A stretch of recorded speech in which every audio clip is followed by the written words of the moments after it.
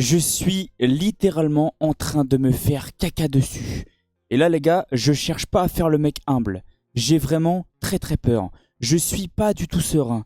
Cette équipe espagnole ne me rassure absolument pas. Le visage qu'on a montré pendant les phases de groupe ne m'a absolument pas rassuré. Je peux vous jurer que j'ai la crotte aux fesses. Je suis en panique totale et honnêtement, j'ai très peur. J'ai très peur de cette équipe autrichienne. Salut mes frérots, j'espère que vous allez bien et que tout se passe pour le mieux de votre côté. On se retrouve aujourd'hui pour une nouvelle vidéo. Et aujourd'hui, on va parler de ma sélection. On va parler de la Roja. Mais avant que la vidéo commence, merci à toutes les personnes qui vont me donner de la force. Que ce soit par les likes, les commentaires, les abonnements et même mon partenariat. C'est grâce à vous que j'en suis là. Je tenais à vous remercier mes frérots. Merci pour ce que vous faites pour la chaîne. Merci pour la force que vous me donnez au quotidien. Merci à tous ceux qui se sont abonnés, à tous ceux qui like, qui commentent. C'est grâce à vous que la chaîne arrive à évoluer. C'est grâce à vous que la chaîne arrive à vivre tout simplement. On est à 5000 abonnés des 30 000. Honnêtement les gars, si on m'avait dit il y a un an, un jour tu vas atteindre les 30 000 abonnés, j'y aurais pas cru. Mais là les gars, ce que vous êtes en train de faire, je suis en plein rêve. Je vis un rêve éveillé. Il y en a peut-être qui vont me dire, mais MTO, t'es beaucoup trop humble, c'est normal, t'inquiète pas, on est là pour t'aider. Merci, merci infiniment parce que je peux vous jurer que ça me donne le sourire. C'est grâce à vous que j'arrive à parler de football derrière ma caméra. Honnêtement, je me régale. Merci pour tous vos commentaires, tous les commentaires qu'il y a en dessous les vidéos. À chaque fois, je me régale. Je prends du plaisir à vous lire, j'essaie de vous répondre un maximum. Franchement les gars, pendant cette Coupe du Monde, je suis ultra heureux. Je suis vraiment heureux. C'est rare que je parle comme ça, face cam, mais là je me suis dit MTO, va falloir le faire au bout d'un moment, surtout quand tu vas parler de la sélection espagnole. Parlons un petit peu de ce match, parlons de l'Espagne et je peux vous jurer que j'ai très peur. Je suis pas du tout serein et je cherche pas à faire le mec humble. Je sais que sur les lives de Yanis, il y en a qui rigolent, il y en a qui me disent MTO, tu fais le mec humble, arrête ça, machin. J'ai peur. J'ai peur. Il y en a qui vont me dire ouais, c'est que l'Autriche. Et alors ? Ça reste quand même l'Autriche, ils sont pas là pour rien. Ils ont réussi à se qualifier, ils ont réussi à faire match nul face à l'Algérie, ils ont réussi à faire 3 partout, ils ont réussi à revenir dans les derniers instants. Ils ont quand même un effectif cohérent, une belle équipe. Les gars, ça reste costaud, ça reste solide l'Autriche. Il y a quand même de bons joueurs à tous les postes. Il y a des Sabitzer, des Arnautovic, des Leimer, des Alaba, même sur le banc, il y a des Danso. Les gars, tranquille, c'est pas non plus les petits collégiens ou les petits lycéens de votre ville. Ça joue quand même au football et ils viennent pas pour enfiler des perles, hein. Ils viennent pas pour nous regarder. Ils viennent pour nous rentrer dedans et pour nous faire mal. Et surtout, je pense qu'ils le savent, qu'on est en difficulté du côté de l'Espagne. Les gars, il y a quelques informations à prendre en compte. Lamine Yamal a bien sûr pris la parole une nouvelle fois. Alors, j'espère que c'est pas de l'arrogance. J'espère qu'il est pas trop confiant. Parce qu'à chaque fois, j'ai l'impression que ça nous joue des tours. Et à lui aussi, ça lui joue des tours. Nouveau, Lamine Yamal, la phase de groupe ne signifie rien. Bon, ça, en vrai, les gars, il a raison. La Coupe du Monde commence maintenant, oui. Et encore, il y en a qui tapent sur l'Espagne. J'ai un petit peu critiqué l'Espagne alors qu'on a fini premier. Donc en vrai, on a fait le plus important. C'est maintenant que l'Espagne est ultra attendue. On fait quand même partie des favoris. Même si on n'a pas montré un très beau visage pendant ces phases de groupe, on est ultra attendu. Je déteste cette position de favori, mais c'est comme ça. On a gagné le dernier Euro. On est le tenant du titre du dernier Euro. Même si les dernières Coupes du Monde, ça a été une catastrophe. L'Espagne, depuis 2010, c'est une catastrophe. Ça fait quand même plaisir d'avoir remporté 2 matchs pendant les phases de groupe. Parce qu'après 2010, en 2014, on s'est fait rouler dessus. En 2018, c'était un carnage. En 2022, c'était encore un carnage. Donc honnêtement, ça fait quand même plaisir de revoir une sélection espagnole s'imposer pendant les phases de groupe. Lamine Yamal, ça par contre, j'ai pas du tout aimé sa sortie. Je déteste ce genre de sortie. Après, bien sûr... Et les journalistes lui ont posé quelques petites questions. Je pense qu'ils ont envie de faire monter la maillot. La France, meilleure que nous? Non. Ils ne nous ont pas battus depuis l'Euro. Ils ne peuvent pas être meilleurs que nous. On a éliminé la France. Ils ont de bons joueurs, mais personne n'est au-dessus. Les gars, ils se voient au-dessus de tout le monde. J'espère sincèrement que ça va pas nous jouer des tours, que ça va pas lui jouer des tours, et que ça va surtout pas énerver l'équipe de France. Parce que là, je peux vous jurer que ça, ce genre de pic-là, moi, ça m'énerve. Lamine Yamal, ça par contre, ça m'a quand même fait plaisir, même si je vous surkiffe les Marocains. Les gars, je vous l'ai toujours dit, j'ai aucune hate contre vous. Je ne regrette pas mon choix et je choisirai encore l'Espagne. Je sais que toute l'Espagne ne pensait pas comme ceux qui ont chanté ça. Et oui, ça les gars, par contre, j'ai pas arrêté de vous le dire. Arrêtez de mettre tout le monde dans le même panier. Les gars, vous savez la preuve devant vous. Je suis espagnol et en aucun cas, jamais de la vie, je vais chanter des chants comme ça. Mais impossible, surtout qu'en plus, Ben, j'aime les pays africains, je suis pour les pays africains, donc jamais de la vie je vais faire ça. Là les gars, vous avez la preuve devant vous. Malheureusement, dans chaque pays, il existe des minorités qui sont complètement débiles, qui sont complètement fêlées du crâne. Donc ça les gars, faut surtout pas les écouter. Mettez-les de côté et parlez avec nous. Parler avec les supporters intelligents. Les chants visaient les musulmans et je pense qu'ils ont blessé beaucoup de monde. Et ça par contre il a totalement raison, ce genre de chant là, ça me gave, ça me casse la tête. Parce que à cause de ces personnes là, tout le monde met les supporters espagnols dans le même panier. Alors qu'on n'est pas tous pareils les gars, on n'a pas tous eu la même éducation. Moi jamais de la vie, je vais faire ce genre de truc. Et par contre les gars, il y a une information qui est sortie concernant Nico Williams et Jérémy Pino. Je crois que c'est De La Fuente qui a été interrogé lors de la conférence de presse. De la source actualise l'état de Jérémy Pino et Nico Williams. Le cas Jérémy Pino est miraculeux. Il s'est entraîné avec une totale normalité. Les gars, on avait tous l'impression, on pensait tous qu'il s'était fait une fracture de la clavicule. Nico a des gènes qui l'empêchent de jouer demain. Si nous nous qualifions, il sera disponible pour les huitièmes de finale. Bon, on va pas non plus se précipiter, on va pas non plus se mettre des bâtons dans les roues, mais c'est une bonne nouvelle. Ça veut dire qu'on aura Jérémy Pino et Nico Williams de disponibles pour les huitièmes de finale, pour les potentielles demi-finales. Bien sûr, ils ne seront pas à 100%. Nico Williams n'a pas été une seule fois à 100% cette saison, malheureusement. Il n'a pas réussi à enchaîner des matchs à haute intensité. À chaque fois, il se blessait avec l'Athletic Bilbao. Il est très fragile.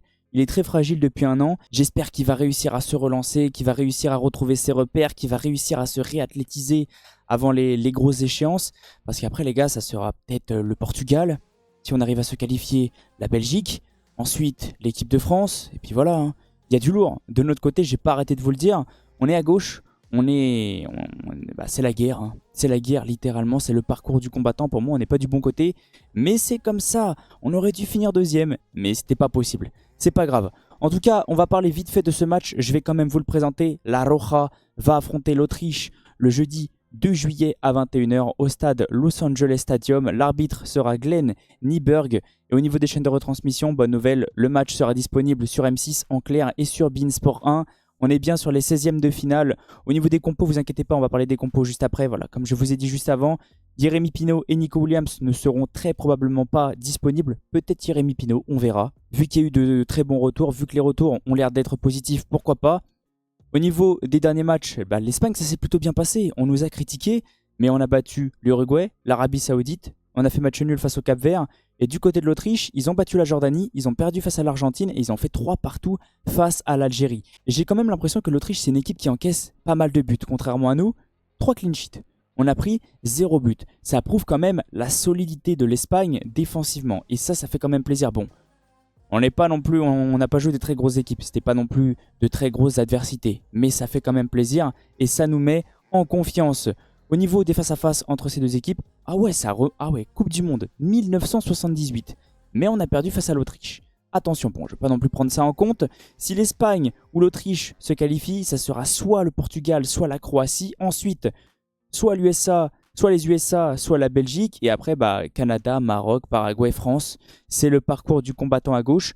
Mais bonne nouvelle, on va pouvoir se jauger, on va pouvoir voir réellement qu'est-ce qu'on vaut. Et au moins, si on se fait sortir, on pourra se le dire. On n'a tout simplement pas le niveau. C'est comme ça. Si tu veux remporter la Coupe du Monde, il faut battre tout le monde. Bien sûr, les gars, je suis quelqu'un qui a souvent très très peur. Même quand mon équipe est 10 fois au-dessus, j'ai toujours peur. J'ai toujours été comme ça. J'ai toujours été défaitiste.